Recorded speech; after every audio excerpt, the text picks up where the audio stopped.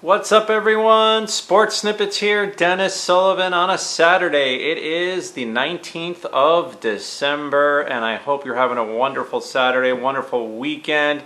Here, I'm a little late today with my coffee. Got a little instant going here in the early afternoon hours as I put together this video. Here to talk about the Miami Heat and what I think we have to look forward to with this team for the 2020-2021 season. If you do like the content of this particular video, please go ahead and hit that like button. Of course, I would be much appreciative of that. And guys, let's get right into it. I mean, plenty of talk about the Miami Heat this year, plenty of definite high hopes for this team.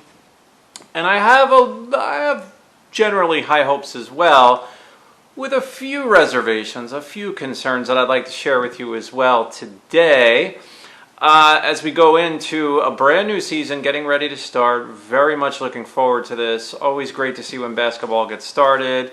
Not only the team, maybe team or teams that you follow, but the NBA. What's great about the NBA is there's just so many stars and so many great up-and-coming players. There's always at least a handful of guys to watch, if not 10 or more every season, that you just going to have your eyes on. You're going to watch and see how they progress, just like a Precious Achiuwa with the Miami Heat as he enters his rookie season. So let's get started, guys. As we ended last year, as last year came to a close, well, of course, it was a very successful season for the Miami Heat, who won the Eastern Conference and would advance to the NBA Finals, only to lose to the Los Angeles Lakers in 6 games, 4-2. We were definitely not quite ready to take over and win that NBA Finals series. I mean, the Heat put up a pretty good fight, but I mean, let's be honest, guys. I mean, the Lakers, you got LeBron, you got Anthony Davis, obviously the two best, arguably the two best players in the entire league. Obviously one of the two best players in the league, but if you were to ask me, I would say LeBron James and Anthony Davis are probably 1 and 2 in the NBA. Of course, I might get a little bit of an argument there, so leave a comment below if you do favor another player or think someone would move into the 1 or 2 spot ahead of them. So to say the Heat had a successful season would be almost an understatement, because the fact that they won a very competitive Eastern Conference, and that's where I kind of want to get into my feelings as we enter the season. Because right now, the way it looks, I mean, yeah, there's been a few changes in the roster. We're not going to see Jay Crowder, but we are going to see Maurice Harkless. So that's almost like a trade-off there. There's an addition with Avery Bradley. Kendrick Nunn I'm looking at. I mean, what's his health going to be like coming into the season? We're seeing an emergence as well of KJ Okpala. How's that going to play out? I mean, he scores 24 points in a preseason game. Is this something where he's just getting a lot of minutes because it's preseason? Are we going to see him play a much higher or larger role in this upcoming season?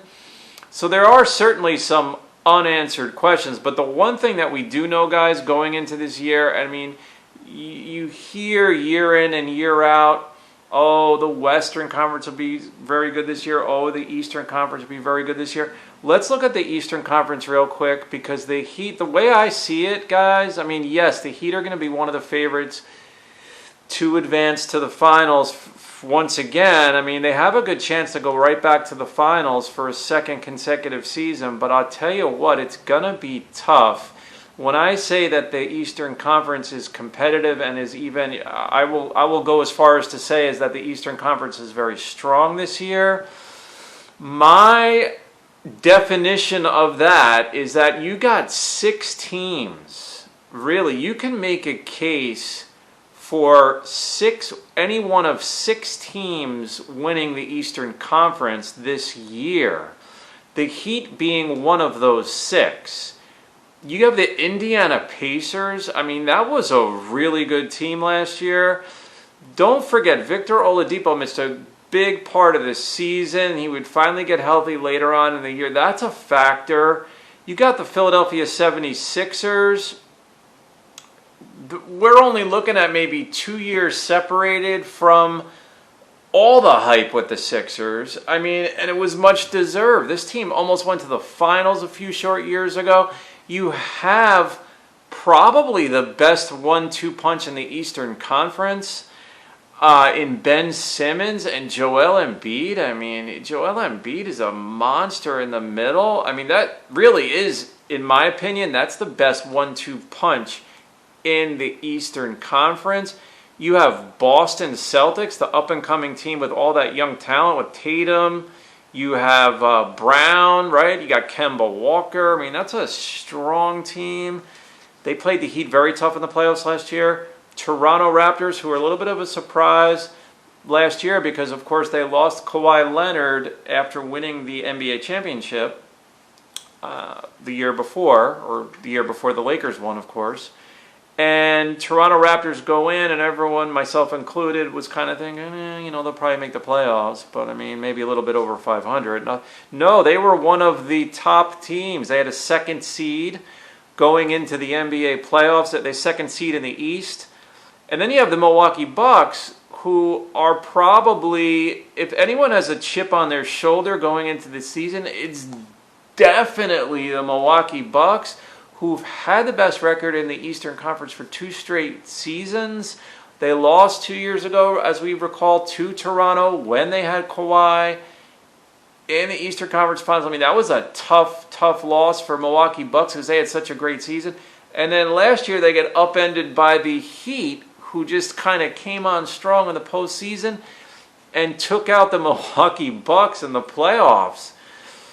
Okay, so let's recap. I mean, guys, that's 6 teams. You got the Heat, Pacers, Sixers, Boston Celtics, Toronto Raptors, Milwaukee Bucks. I mean, Heat are one of 6 teams. So if you were to ask me what's going to be the biggest challenge for the Heat this season, my answer is going to be, I'm not going to go with they have to improve this, they have to improve that. My answer is, you got 5 other teams in that Eastern Conference that are just as capable, really, as the Heat. The Heat are not a great team. I'm hearing like here and there, the greatness and great, the word great associated with the Heat. The Heat are a very good team, no doubt about it. Heat are a very good team. The Heat one day could become a great team. That part remains to be seen. I'm looking at a couple of really good improvements within this roster. Heat fans have a lot to look forward to. But again, guys, if we look at the big picture, when it comes down to it, the Heat are still going into the season one of 6 teams that are leading the way in the Eastern Conference. Then you have a few other teams who are kind of what I would consider like a tier 2, on the outside looking in, like an Orlando Magic team or the Brooklyn Nets. I mean, these are pretty good teams up and coming. They could move into that elite group. Who's to say? I mean, they could. But that all remains to be seen. Right now, I'm not putting either one of those teams in the what I would call the Elite 6 in the Eastern Conference. So, guys, if we look a little bit closer at the Heat roster this year, I mean, a lot of it's very much the same. I mean, you're going to have one of the top perimeter teams in the league. They were phenomenal from 3-point range last year. Of course, you're going to be led by Jimmy Butler's scoring, his driving to the basket, his slashing style. The guy just scores points. He's going to get you over 20 points a game. Goran Dragic, I mean, it's going to be the same story with Goran. Can he stay healthy? He's in his mid-30s now. I mean, guys, he's a very good player still, but this is an NBA player that's got a lot of miles on him, and the injuries are starting to take their toll. So with Dragic, I mean, it's almost like you rent Goran, you know what I'm saying? Like you get him for like a month or 2, you get good spurts, and you just cross your fingers. You hope he stays healthy. Probably a big reason why the Heat went and picked up Avery Bradley, which is a very very smart move. Bam Adebayo, right there. He's basically, next to Jimmy Butler, I mean, he's your team leader. He's going to really be very strong underneath once again. He was an all-star last year, deservedly so. Him and Jimmy Butler, your two leaders, with Dragic, kind of that veteran guy that we certainly is a leader, but again, we have to make sure and we have to hope that he stays healthy. Myers Leonard looks like he's re-signed with the Heat. You know, he's definitely, when I see Myers Leonard, and I mean this complimentary, he's definitely a Riley guy. What do I mean by that? What do I mean by that? You could just tell, I mean, he's, you know, he plays defense, he's very unselfish, he's probably, I mean, do I know what goes on at the Heat practices? No, I don't. I'm not there, right? I don't attend the Miami Heat practices. But I'm guessing that Myers Leonard's probably like a really good practice player. You know, he's like rolling up his sleeves, going 110% in practice. He doesn't play a big role as far as like box score. You're not going to see these 20-10 games, you know, flying in off the page or the screen, if you will, or in the box score there. But he's a nice complementary player. Tyler Hero is now going into his second year. We know what he can do. He's going to be coming off the bench as the main scoring spark this year for the Miami Heat. Kendrick Nunn, who I touched on early, this guy, I got my eyes on him. I want to see what's going to happen here. Because why am I starting to hear a little bit less about Kendrick Nunn? Didn't he have a really good rookie season last year? I thought he did. He did lose. The way I see it is this. He lost playing time in the postseason. He did. That already happened, guys. But the reason why he lost playing time in the postseason, in my opinion, is because Goran Dragic was playing out of his mind until he got hurt. That's really what that was all about. Because if you look at the overall production of Kendrick Nunn in his rookie season, he's averaging over 15 points a game. Okay, so definitely keep an eye on him. Avery Bradley, as mentioned, good pickup. I mean, the guy's been around. He's been in the league for a little while. Good pickup for the Heat. You get a veteran. He can guard on the perimeter. He's a good defender. He could still score some points for you a little bit here and there. Harkless, as touched on earlier, really playing the Jay Crowder role this year. I'm pleasantly surprised to see that Kelly Olynyk is still on the roster. I always liked his game because it's a little bit different. You know, he's going to stretch the defense. He's got the good perimeter game. He has good basketball skills in general. I mean, he can pass.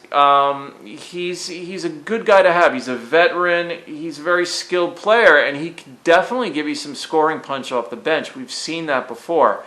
And I'm also very happy to see Andre Iguodala on the Heat roster, seeing him there in that box score, because I know with the veteran and Iguodala, as Heat fans know, he's going to give you a couple of things off the bench. He's going to give you unselfish play. He's going to give you tough, hard defense. He is a team guy. He's got the championship rings to prove it. And he is a positive, very positive addition to the Miami Heat. So guys, season getting started real soon as I make this video. Enjoying the weather here in Florida. Got some nice cooler temperatures. Breezy, a little bit overcast today. Very nice. Thus leading into the afternoon coffee. I'll show you one more time, which I'm going to drink right after this video. Leave me a few comments on what you think the Miami Heat are looking at here as we enter a brand new season. I've said it once, I'll say it again. A lot of competition in that Eastern Conference. Don't forget, guys, the Heat are going to now be one of those teams.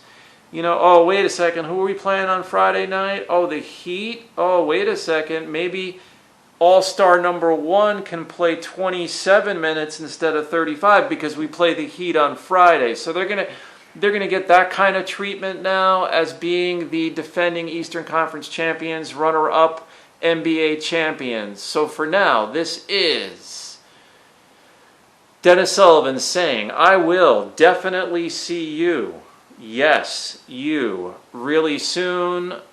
Leave a comment. We'll talk soon. Bye for now.